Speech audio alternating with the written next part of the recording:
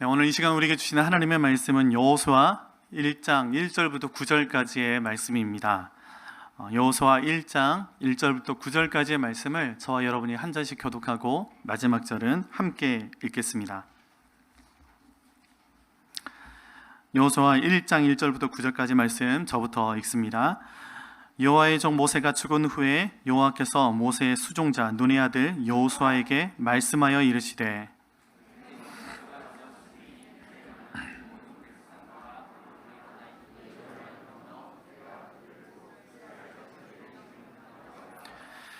내가 모세에게 말한 바와 같이 너희 발바닥으로 밟는 곳은 모두 내가 너희에게 주었노니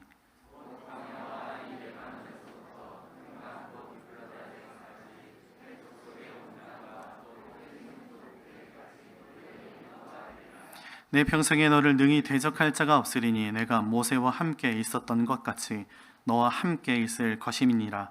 내가 너를 떠나지 아니하며 버리지 아니하리니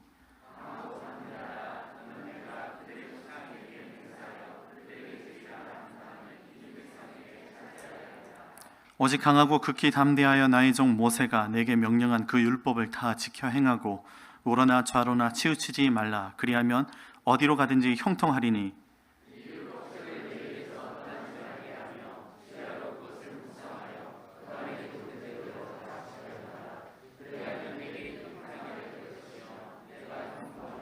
마지막 절 함께 읽습니다. 내가 내게 명령한 것이 아니냐. 강하고 담대하라. 두려워하지 말며 놀라지 말라. 내가 어디로 가든지 내 하나님 여호와가 너와 함께 하느니라 하시니라. 아멘. 오늘 이 시간에 우리가 읽은 본문 말씀 중심으로 아직 가야 할 길이 있다 라는 제목으로 함께 주님의 은혜 나누기를 원합니다. 최근에 저를 비롯해서 상실을 경험하고 이별을 경험하고 이 예배의 자리에 나가는 이들이 있습니다. 누군가는 사랑하는 사람을 잃고 또 가보지도 못한 분도 계십니다. 저는 이 시간 하나님께서 저에게 주신 직임에 힘입어서 모든 상실을 경험한 한 분 한 분에게 주님의 위로와 축복이 함께 하기를 주님의 이름으로 간절히 축복합니다. 여러분, 그 상실은 관계의 상실일 수도 있고 또 건강의 상실일 수도 있고 물질, 그러니까 재정적인 그런 상실일 수도 있을 것입니다. 그러니까 제가 이 시간 하나님의 저에게 주신 그 직임에 힘입어서 축복한다라는 것은 주님께서 이 시간 어떤 상실이든지 무슨 상실이든지 상관하지 않으시고 모든 상실을 경험한 분들을 위로하시는 하나님이시다라는 것입니다. 여러분, 왜 주님의 위로가 우리에게 힘이 될까? 주님은 우리와 같이 상실을 경험하신 분이시기 때문에 그렇습니다. 이 사실에 대해서 히브리서 4장 14절부터 16절까지 말씀은 우리에게 이렇게 말씀하고 있습니다. 우리 세번역 성경으로 함께 읽어보도록 하겠습니다. 함께 읽습니다. 그러나 우리에게는 하늘에 올라가신 위대한 대제사장이신 하나님의 아들 예수가 계십니다. 그러므로 우리의 신앙 고백을 굳게 지킵시다. 우리의 대제사장은 우리의 연약함을 동정하지 못하시는 분이 아닙니다. 그는 모든 점에서 우리와 마찬가지로 시험을 받으셨지만 죄는 없으십니다. 그러므로 우리는 담대하게 은혜의 보좌로 나아갑시다. 그리하여 우리가 자비를 받고 은혜를 입어서 제때에 주시는 도움을 받도록 합시다. 아멘. 여러분, 무슨 말씀입니까? 우리 아픔에 공감하시는 예수님이 우리에게 계시니 우리는 어떤 상황과 환경에서도 낙심하지 않을 수 있는 것이고 또 그렇기 때문에 우리는 계속해서 우리가 믿는 이 믿음의 도리를 굳게 지켜야 한다라는 것입니다. 예수님께서 모든 점에서 우리처럼 시험을 받으셨습니다. 우리처럼 상실도 경험하시고 또 아픔도 슬픔도 경험하시고 배신도 경험하셨습니다. 그러니 주님께서는 우리의 아픔 또한 공감해 주시는 분이시다라는 것입니다. 여러분, 이것이 우리에게 복음인 줄 믿습니다.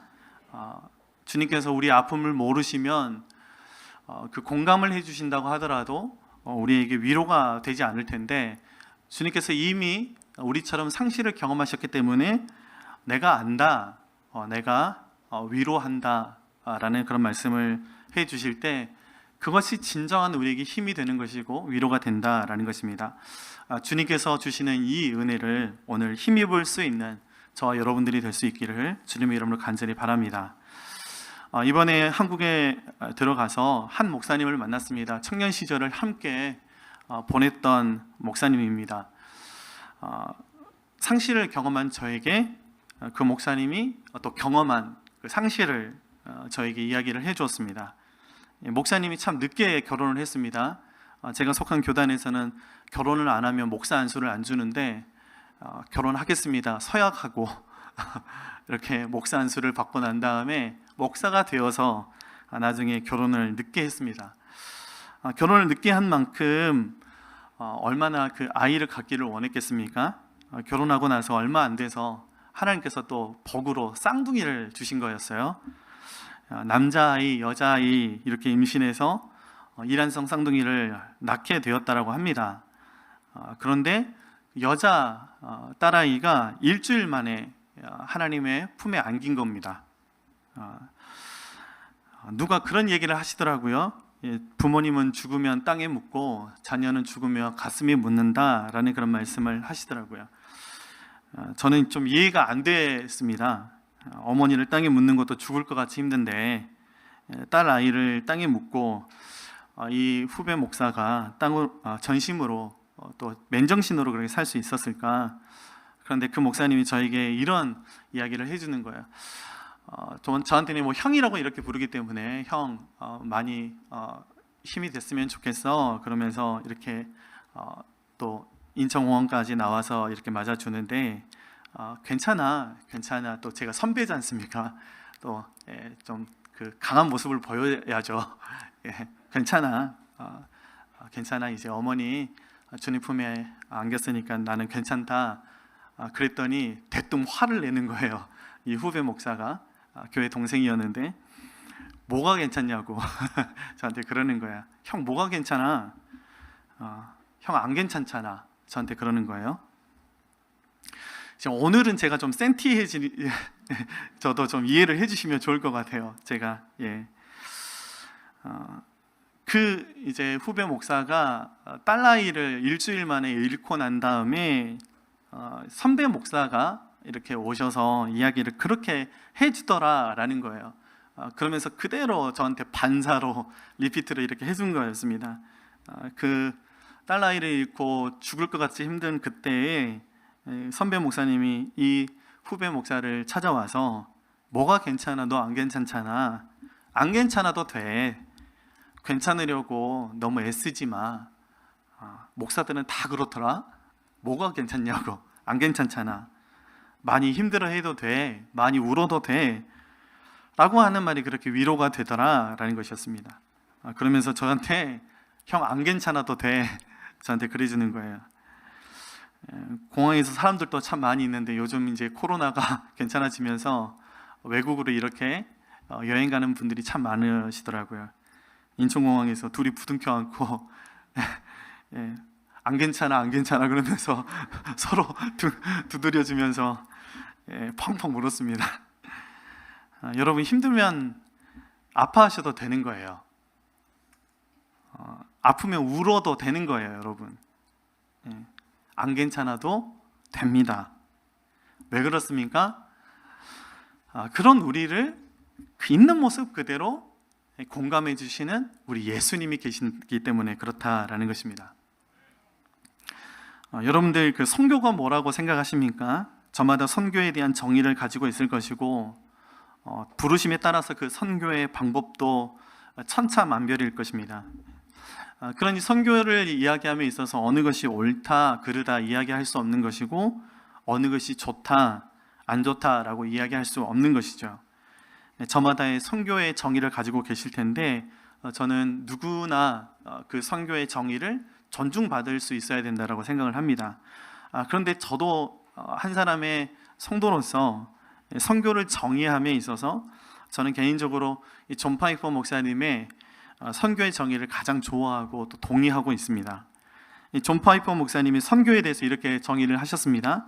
선교란 예배가 없는 곳에 예배를 회복시키고 하나님의 영광을 만끽하게 하는 것이다. 그것이 선교이다라고 정의를 하고 있는데, 많은 분들이 이번에 제가 선교사여서 어머니의 임종을 지키지 못한 것에 대해서 많이 위로를 해주셨었습니다. 그 말씀들이 참 감사했습니다. 그런데 저는요, 선교사이기 때문에 더 위로를 받아야 된다? 선교사여서 참 대단하다? 라는 그런 말들에 동의하지는 않습니다. 왜 그렇습니까?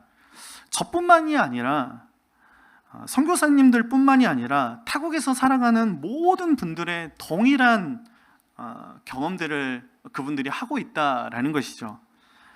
그리고 존 파이퍼 목사님의 선교의 정의에 의하면 저희만 선교사가 아니다라는 것입니다. 타국에서 열방에서 예배하는 모든 분들은, 타국에서 열방에서 이 복음이 실제가 되는 삶을 살아가는 모든 사람들은 모두가 선교사인 것입니다. 그리고 열방으로 나가지 않고 자국에서 예배하는 모든 분들, 또 복음이 실제가 되는 삶을 살아가는 모든 이들은 모두가 전도자인 것입니다. 그러니 하나님의 사람들은요, 모두가 선교사인 것이고 모두가 전도자들이다라는 것입니다. 그래서 우리는 선교사 한 사람으로, 전도자 한 사람으로 이 땅에 서 있는 것입니다. 그러니 열방에서 복음을 붙들며 살아가는 옆에 계신 분들은 박수 받아야 마땅한 분들이십니다.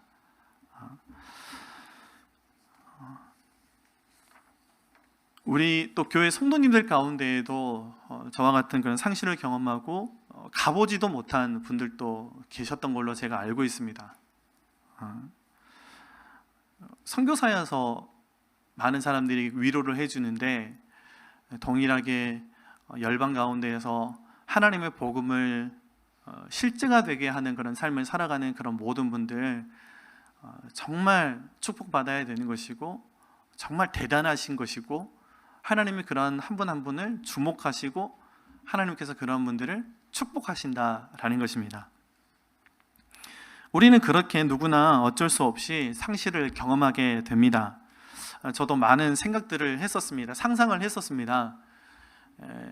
저희 어머니가 지병을 이렇게 가지고 계셨기 때문에 그 당뇨병이 되게 유아당뇨부터 이렇게 소아당뇨부터 겪으셔서 인슐린을 이렇게 맞으시고 그러셨기 때문에 언제 이렇게 갑자기 돌아가시게 될 때 그러면 나는 어떻게 할 것인가 라는 그런 생각들을 많이 했었습니다. 그런데 아무리 상상을 한다고 해도 갑자기 그게 부딪히니까 정신이 없더라고요. 여러분, 그렇게 우리가 상상은 하지만 결국에 누구나가 그 상실들을 피해갈 수가 없습니다. 그 사실을 알기 때문에 참 마음이 우리는 너무 아픈 것이고, 또 알지만 받아들여지기란 참 쉽지가 않은 것이죠. 그러면 한 가지 하나님을 향해서 좀 질문을 오늘 이 시간에 좀 해보고 싶었습니다. 하나님께서 그토록 우리를 사랑하시는데 왜 사랑하는 우리에게 그러한 상실을 경험하도록 내버려 두실까? 도대체 왜 그러시는 것일까? 우리한테 이러면 안 되는 거 아닙니까? 하나님이 사랑하는 사람들인데. 저 또한 이번에 큰 상실을 경험하면서 그 질문 앞에서 너무나 가슴이 찢어지는 것을 경험했지만, 오늘 이제 말씀에서 그 답을, 그리고 그 깊은 은혜를 주셔서 오늘 이 시간에 예배하는 모든 분들과 복음 앞에 선 모든 분들과 함께 좀 나누기를 원합니다. 여러분, 오늘 말씀을 좀 살펴보면, 오늘 말씀은 이스라엘 백성의 지도자가 이 모세가 죽고 난 이유를 배경으로 하고 있습니다. 모세가 죽었을 때 분위기가 어떠했는지를 보면 신명기 34장 8절 말씀에 이렇게 그 분위기를 묘사하고 있습니다. 우리 같이 함께 화면 보시고 새번역 성경으로 함께 읽어보겠습니다. 시작. 이스라엘 백성은 모압 평원에서 모세의 죽음을 애도하는 기간이 끝날 때까지 모세를 생각하며 30일 동안 애곡하였다. 여러분 잘 알고 계시듯이 이스라엘 백성과 모세의 관계는 애증 관계였습니다. 사랑하면서도 많이 싸웠죠. 마치 우리들처럼요. 하나님께서 그런데 모세를 부르셔서 이스라엘 백성을 출애굽하시고 하게 하시고 이 지도자로 40년을 광야에서 함께하게 하셨는데, 함께 마음을 합해서 적군들과 싸울 때도 있었고, 함께 굶주릴 때도 있었고, 그렇게 함께 전우의 시체를 넘을 때도 있었고, 함께 보릿고개를 넘을 때도 있지 않았습니까? 또 함께 기뻐할 때도 있었고, 함께 웃을 때도 있었습니다. 출애굽하고 난 다음에 홍해를 건널 때 여러분, 이것이 꿈인가 생시인가 함께 찬양하고 함께 얼싸안고 노래를 함께 불렀을 때도 있었습니다. 그런데 이렇게 좋을 때도 있었는가 하면 나쁠 때도 참 많았습니다. 이스라엘 백성들이 계속해서 줄곧 모세의 지도력을 의심했고, 또 이런 이스라엘 백성을 향해서 분노가 치밀어 오를 때도 있었습니다. 그런데 그런 모세가 이제 하나님의 부르심을 받게 되었을 때, 여러분, 그 충격이 얼마나 심했는지 이스라엘 백성이 30일 동안을 마음을 다해서, 의지를 다해서 슬퍼하고 울었다라고 성경은 기록하고 있습니다. 밥 먹다가도 모세가 생각나서 울고, 누군가와 대화하다가도 모세가 생각나서 울고, 그렇게 30일 동안을 슬피 울었다라는 것입니다. 이스라엘 백성에게, 그렇게 모두에게 모세의 죽음은 충격 그 자체였습니다. 그런데 생각해 보면 가장 큰 충격과 이 상실감을 받은 것은 아무래도 여호수아였을 것입니다. 40년을 모세와 단 한시도 떨어지지 않고 함께 했습니다. 완전 바늘과 실이라는 말 있듯이 붙어 다녔습니다. 한마디로 여호수아와 모세는 운명 공동체였습니다. 고대 근동 지역에서 어떻습니까? 이런 정도의 관계라면 만약에 지도자가 죽었다 그러면 그 몸종이었던 사람들은요, 산매장을 이렇게 시켰었습니다. 그렇게 여호수아는 모세의 상실을 단 한 번도 의심한 적이 없었습니다. 그럼에도 불구하고 여호수아에게도 그 상실은 비켜갈 수가 없는 문제였죠. 그러면 하나님께서 이 여호수아의 상실을 통해서 여호수아에게, 이스라엘 백성에게, 현대를 사는 우리에게 도대체 무엇을 말씀하기를 원하시는 것일까? 왜 하나님께서는 우리에게 이런 상실들을 경험하게 내버려 두시는 것일까? 세 가지로 좀 오늘은 살펴보기를 원합니다. 첫 번째는, 하나님께서 우리로 하여금 이런 상실을 경험하게 하시는 첫 번째 이유는 무엇이냐 하면, 하나님께서 그 상실을 먼저 경험하셨기 때문에 그렇다라는 것입니다. 그리고 하나님은 우리를 향하여서 그 하나님의 상실을 잊지 않기를 하나님은 원하신다라는 것입니다. 우리는 상실을 경험할 때 하나님의 우리를 향하신 상실을 기억해낼 수 있어야 된다라는 것입니다. 요한복음 3장 16절 말씀인데요, 우리 같이 함께 읽어보겠습니다. 시작. 하나님께서 세상을 이처럼 사랑하셔서 외아들을 주셨으니 이는 그를 믿는 사람마다 멸망하지 않고 영생을 얻게 하려는 것이다. 여러분, 이 화면을 좀 방송실 좀 띄워놔 주시면 좋을 것 같습니다. 이 말씀이요. 여러분, 이 말씀 어떤 말씀입니까? 성경 공부할 때마다 계속해서 등장하는 18번 말씀 아닙니까? 줄줄이 암송도 하는 그런 말씀이지 않습니까? 우리가 너무나 잘 알아서 요한복음을 묵상하거나 큐티하거나 통독해가면서 나아갈 때 그냥 지나쳐버리는 그런 말씀 아닙니까? 그런데 여러분, 이 말씀이 성경 66권을 한 절로 표현해주는 말씀인 것이고, 성경이 총 31,102절로 되어 있다고 합니다. 그런데 그 중에서 가장 중요한 한 절을 꼽으라고 한다면 이 말씀이다라는 사실에 모든 그리스도인들은, 신학자도 이야기하겠지만 모든 그리스도인들이 동의할 것입니다. 그런데 제가 이 시간에 우리 성도님께 좀 묻고 싶습니다. 이 말씀은 단순하게 이야기를 하면 하나님께서 우리를 위해서 먼저 상실을 경험하셨다라는 그런 말씀입니다. 제가 이 시간 우리 성도님들께 묻고 싶은데, 아니, 저와 여러분이 이 시간에 자기 자신에게 스스로 물었으면 좋겠는데, 아니, 꼭 그렇게 하지 않으면 안 되는 것이고 우리가 피해갈 수가 없는 그런 시간인 것인데 어떻게 물어봐야 됩니까? 이 말씀이 우리 성도님들에게 실제가 되고 있습니까? 현아, 너 이 말씀 너에게 실제가 되고 있어? 천지를 지으시는 하나님이, 그 전지전능하신 하나님이 도대체 뭐가 부족해서, 도대체 뭐가 아쉬워서 이 무식하고 잔인하고 바보 같은 일을 하고 계시냐고요. 왜 하나밖에 없는 그 아들을 하나님은 죽도록 내버려 두시냐고요. 왜 스스로 그 상실을 먼저 경험하셨냐고요. 부모님이 돌아가셔도 이렇게 죽을 것 같은데, 자식이 죽으면 가슴에 묻는다는데 도대체 그것을 하나님이 어떻게 감당하시려고 그런 일을 벌이시냐고요.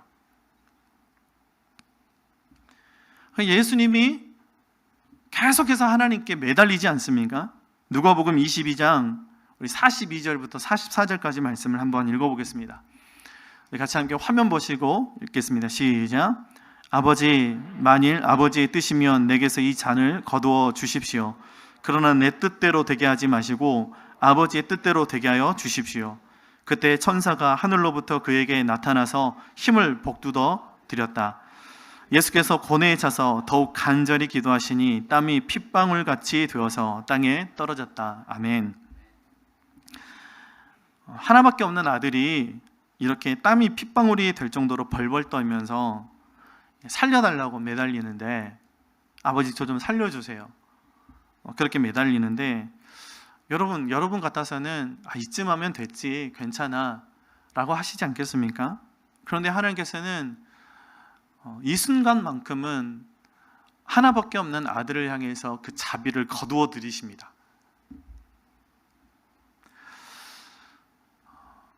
왜 그렇습니까? 하나님께서 왜 먼저 이 상실을 경험하시는 것입니까? 하나님께서 이 상실을 경험하신 것은 우리를 사랑하셔서 그렇다라는 것이라고 성경은 말씀하고 있습니다. 그러니 여러분, 피해갈 수 없는 상실이라고 한다면 우리가 이것을 경험하게 될 때 우리는 반드시 기억해야 됩니다. 우리를 위해서 그 독생하신 아들을 상실하셨다라는 이 사실을 우리는 잊지 않으면 안 된다라는 것입니다. 그것을 기억하라라는 것입니다. 너는 그것을 기억하고 너는 그대로 그것을 기억함으로 말미암아서 너라도 살아야 되지 않겠느냐? 하나님이 이렇게 말씀하시는 것입니다. 내 아들 죽이고 너가 살 수 있다라고 한다면 나는 또다시 그런 일을 할 거야. 이게 바로 하나님의 마음이다 라는 것입니다. 여러분, 그러니 우리는 상실을 경험할 때 이 하나님의 마음을 우리는 반드시 기억해 내야 한다라는 것입니다. 그리고 우리는 그렇게 살아가야 하는 것입니다. 매일의 삶들 속에서 하나님이 나를 위해서 먼저 상실해 주셨다라는 것을 우리는 기억하면서 살아갈 때 그것이 우리를 살게 하는 것입니다. 아멘이세요? 그것이 우리를 계속해서 길을 걸어갈 수 있도록 하는 원동력이 된다라는 것입니다. 여러분, 그 하나님께서 우리를 위해서 먼저 상실하셨다라는 이 사실들을 절대 잊지 않는 저와 여러분들이 되어지시기를 주님의 이름으로 간절히 축원합니다. 하나님께서 우리로 하여금 상실을 경험하게 하시는 두 번째 이유는 무엇일까? 여러분, 그렇지만 그 상실이 결코 끝이 아니다라는 것입니다. 하나님께서 우리를 사랑하셔서 우리를 위해서 독생하신 아들을 상실하셨습니다. 예수님은 우리를 위해서 스스로 하나님으로부터 상실되기를 자처하셨습니다. 그런데 그것이 끝이 아니다라는 것입니다. 하나님께서는 죽은 자 가운데에서 그 독생하신 아들을 다시 살려내셨습니다. 그리고 주님은 죽으시고 부활하셔서 하나님 보좌 우편에 앉으셨습니다. 히브리서 10장 12절 말씀 우리 같이 함께 읽어보겠습니다. 시작. 그러나 그리스도께서는 죄를 사하시려고 단 한 번의 영원히 유효한 제사를 드리신 뒤에 하나님 오른쪽에 앉으셨습니다. 아멘. 무슨 말씀입니까? 만약에 예수님께서 그렇게 허무하게 죽으시고 마셨다라고 한다면 우리 또한 우리가 겪는 이 상실들이 아무 의미가 없고 그저 영원한 아픔일 뿐이겠지만 예수님께서는 죽으시고 부활하시고 승리하셨다라는 것입니다. 그것이 우리에게 유일한 소망이 된다라는 것입니다.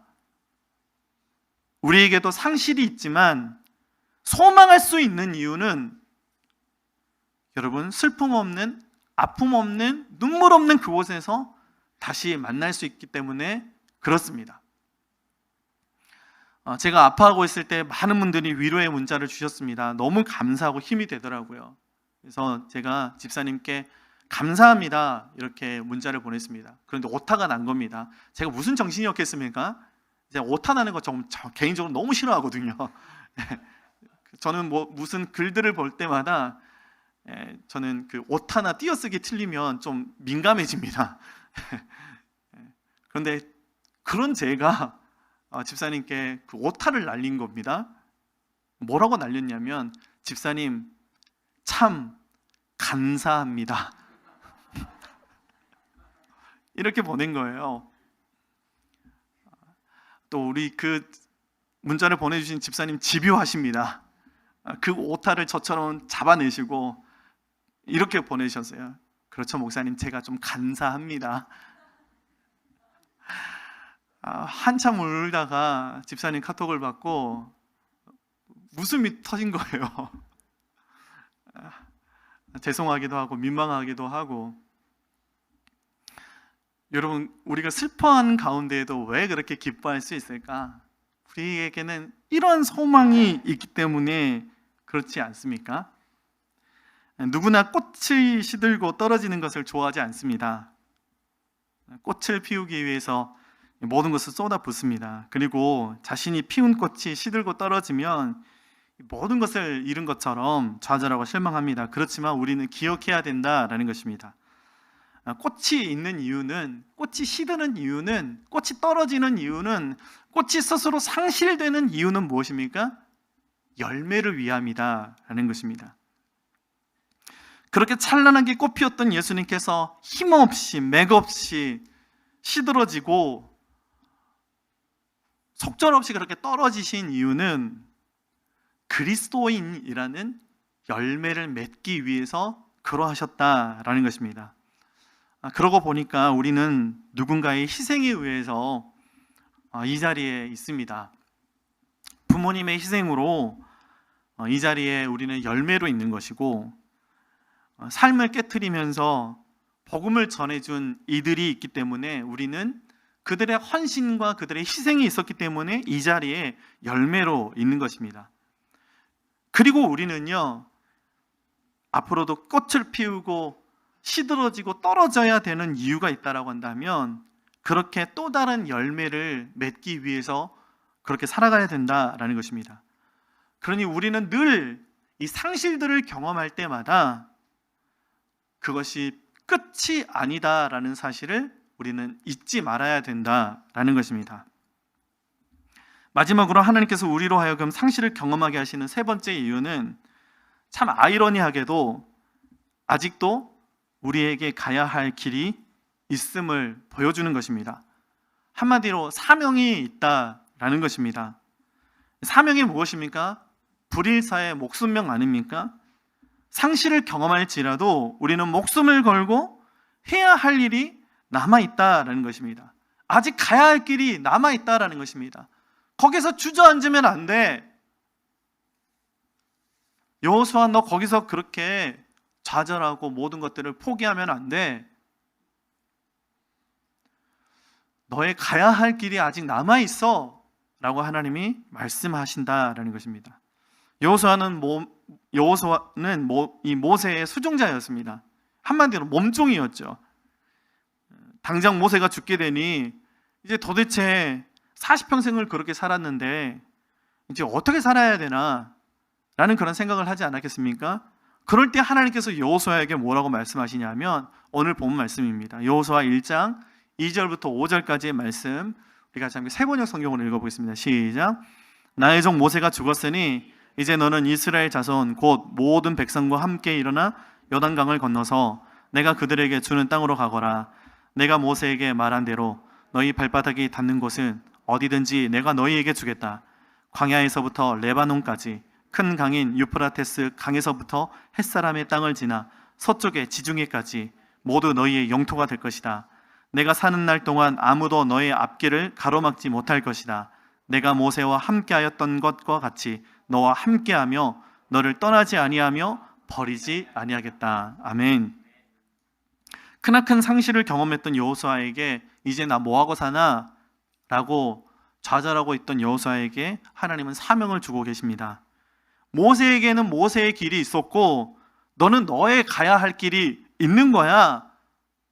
그러니 여기저기 시선 빼앗기지 말고 그 길을 한결같이 묵묵히 걸어가라 라는 것입니다. 그리고 대신에 모세를 바라봤던 그 시선에서 이제는 주위에 있는 사람들을 돌아보라 라는 것입니다. 그리고 그들과 함께 이 말씀을, 이 소명을, 이 사명을 붙잡으라 라는 것입니다. 그렇게 말씀하시면서 하나님은 여호수아에게 이렇게 또 용기를 주시며 약속해 주십니다. 여호수아 1장 6절부터 9절까지 말씀 우리 마지막으로 함께 읽어보겠습니다. 시작. 굳세고 용감하여라. 내가 이 백성의 조상에게 주기로 맹세한 땅을 이 백성에게 유산으로 물려줄 사람이 바로 너다. 오직 너는 크게 용기를 내어 나의 종 모세가 너에게 지시한 모든 율법을 다 지키고 오른쪽으로나 왼쪽으로 치우치지 않도록 하여라. 그러면 내가 어디를 가든지 성공할 것이다. 이 율법책의 말씀을 늘 읽고 밤낮으로 그것을 공부하여 이 율법책에 쓰여진 대로 모든 것을 성심껏 실천하여라. 그리하면 내가 가는 길이 순조로울 것이며 내가 성공할 것이다. 내가 너에게 굳세고 용감하라고 명하지 않았느냐? 너는 두려워하거나 낙담하지 말아라. 내가 어디로 가든지 너의 주 나 하나님이 함께 있겠다. 아멘. 모세만 바라보고 모세만 의지했던 여호수아에게 더 이상 어떤 것도 의지할 대상이 사라졌을 때, 상실했을 때 하나님께서는 약속해 주십니다. 하나님께서 여호수아의 의지할 대상이 되어 주시겠다라는 것입니다. 여러분, 그러니 말씀을 맺으면서 우리는 크고 작은 상실들을 경험하게 될 텐데 우리에게 상실을 허락하시는 그 하나님의 깊은 마음을 기억할 수 있는 저와 여러분들이 꼭 되어줄 수 있기를 간절히 바랍니다. 그리고 무엇보다도 저와 여러분을 사랑하시는 하나님이 계시니 하나님과 담대함으로 함께 걷는, 그렇게 믿음으로 살아낼 수 있는 저와 여러분들이 될 수 있기를 주님의 이름으로 간절히 축복합니다. 우리 같이 함께 하나님께서 주신 이 마음 붙들고, 그렇습니다, 하나님, 우리가 이 믿음의 길을, 우리에게 맡겨진 우리가 가야 할 그 길을 함께 걷겠습니다. 주님만 바라보겠습니다. 하나님께서 주신 그 사명을 새롭게 하겠습니다. 그리고 내가 걸어가야 할 그 길, 누구도 대신 걸어가 줄 수 없는 그 길, 주님과 함께 걷겠습니다. 우리가 함께 결단하는 마음으로 하나님 앞에 찬양드리며 나가겠습니다.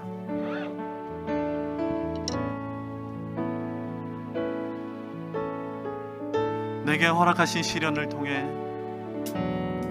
허락하신 시련을 통해 나의 믿음 더욱 강하게 자라나고 험한 산과 골짜기 지나는 동안 주께 더 가까이 나를 이끄시네.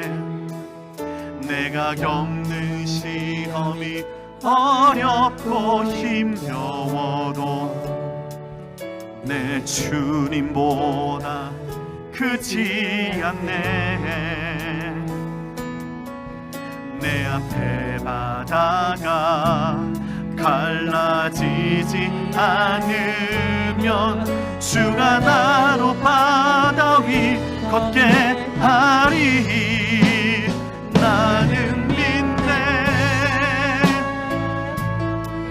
주의 능력으로 내 삶 새롭게 되리. 나는 믿네.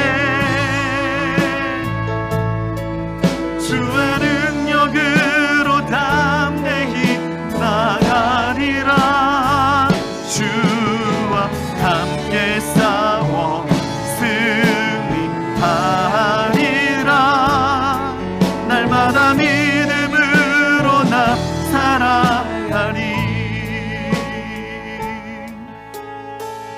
내게 허락하신 시련을 통해, 내게 허락하신 시련을 통해 나의 믿음 더욱 강하게 자라나고 어느 산과 골짜기 지나는 동안 주께 더 가까이 나를 이끄시네. 내가 겪는 시련이 어렵고 힘겨워도 내 주보다 크지 않네. 내 앞에 나가가 갈라지지 않으며 주가 나도 바다위 걷게 하리. 나는 믿네. 주의 능력으로 내 삶 새롭게 되리. 나는 믿네. 주의 능력으로 내 담대히 나가리라. 주와 함께 싸워 승리하리라. 믿음으로다. 우리 두 손 높이 들고 찬양합시다. 나는 믿네. 주의 능력으로 내 삶 새롭게 되리. 나는 믿네. 주의 능력으로 담대히 나가리라. 주와 함께 싸워 승리하리라. 날마다 믿음. 한 번 더 찬양합시다. 나는 믿네. 나는 믿네. 주의 능력으로 내 삶 새로운 길을 행하시는 그 주님을 이 시간 의지합니다. 주의 능력으로 담대히 나가리라. 주와 함께 싸워 승리하리라. 날마다 우리 마지막으로 한 번 더 찬양합시다. 나는 믿네. 나는 믿네. 주의 능력은 우리의 삶을 새롭게 하실 것입니다. 할렐루야.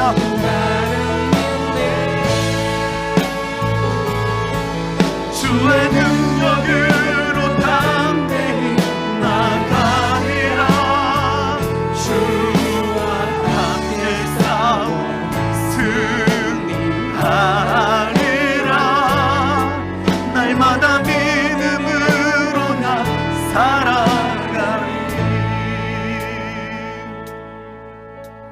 우리 같이 함께 주시는 말씀 붙들고 우리 함께 기도하면서 나가면 좋겠습니다. 여러분, 어떤 상실이 크다 작다 이야기할 수 있겠습니까? 사랑하는 이를 떠나 보내는 상실도 크겠지만, 그래서 그런 분들이 위로받는 것 당연하겠지만,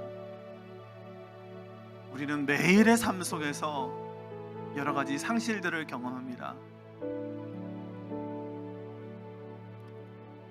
그런데 그 상실을 통해서 하나님이 우리에게 주시는 말씀은, 너를 위해 내가 상실을 먼저 경험했다라고 말씀하십니다. 그리고 우리에게 말씀하시는 것은 그 상실이 결코 끝이 아니다라는 것입니다. 그리고 그 상실을 통해서 다시 말씀하시는 것은,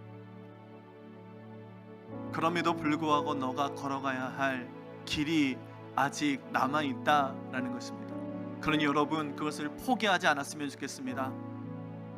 하나님, 우리를 부르신 그 부르심, 모세에게는 모세의 길이 있고 여호수아에게는 여호수아의 길이 있듯이 우리를 부르신 우리의 길이 무엇인지를 말씀해 주시고 담대히 주님 그것을 믿음으로 걸어낼 수 있는 우리 모두가 될 수 있도록 주님 우리에게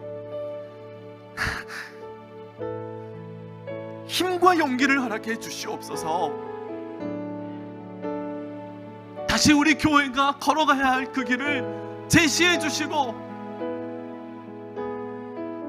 사랑하는 이들을 주위를 함께 돌아보며 함께 그 믿음의 길을 이 땅 가운데서 걸어낼 수 있는 우리 요한동 교회 모든 가족들이 믿음의 가족들이 되게 하여 주시옵소서.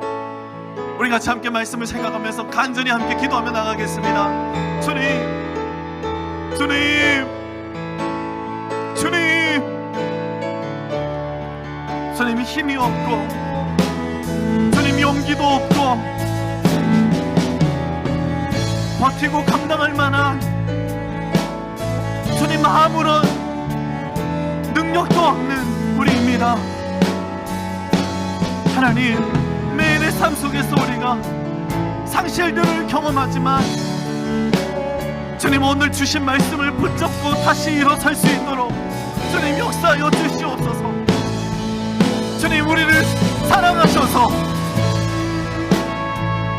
주님 먼저 그 상실을 경험하시고 그 상실이 끝이 아니다라고 말씀해 주시고 우리가 믿음의 길을 걸어갈 때에 우리와 함께 해주시겠다라고 우리를 떠나지 않으시겠다라고 우리의 손을 놓지 않아 주시겠다라고 약속해 주심을 감사합니다. 주님 오직 그 우리의 시선을 주님께 맞추고 맡겨진 삶들을 하나님 믿음으로 살아낼 수 있는 하나님 우리 모든 선교사들이 될 수 있도록 모든 전도자들이 될 수 있도록 주님 축복하여 주시고 힘과 용기를 허락하여 주시옵소서. 다시 일어설 수 있는 꿈과 비전을 우리에게 허락하여 주시옵소서. 함께 믿음으로 함께 걸어갈 수 있는 우리 요한동교 교회 믿음의 가족들이 될 수 있도록 붙잡아 주시옵소서. 우리에게 가족을 잃어버린 아픔이 있지만 진정한 믿음의 가족들을 우리에게 허락해 주셨으니 함께 하나님의 꿈을 꿀 수 있는 우리 모든 성도들이 될 수 있도록 역사하여 주시옵소서.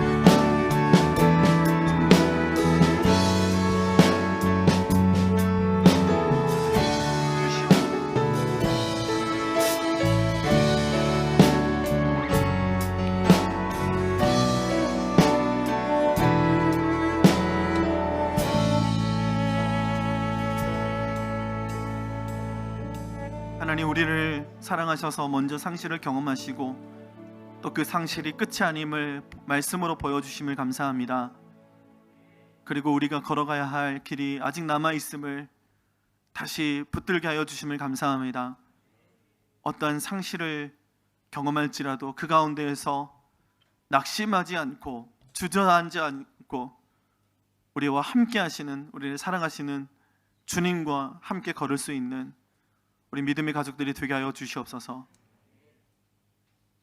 힘과 용기와 믿음을 우리에게 허락해 주셔서 우리 모든 믿음의 가족들과 함께 하나님의 꿈을 꿀 수 있는 우리가 될 수 있도록 축복하여 주시옵소서.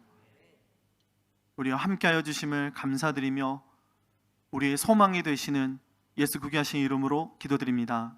아멘.